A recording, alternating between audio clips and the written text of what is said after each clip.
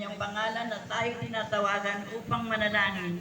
Hindi lamang po sa ating sarili, kundi sa ating mga pamilya po, sa ating mga mahal sa buhay, na hindi lamang makasama dito sa lupa, kundi hanggang doon sa piling ng Ama sa pangalan ni Jesus. Sa araw nito, muli po ako nagpapasalamat sa kalakasan, kagalingan at patuloy na pagbibigay ng biyaya na ako'y nakakalakad, nakakakita at nakakarinig, nakakaunawa ng mga bagay na sinasabi ng Diyos sa atin sa kanyang salita.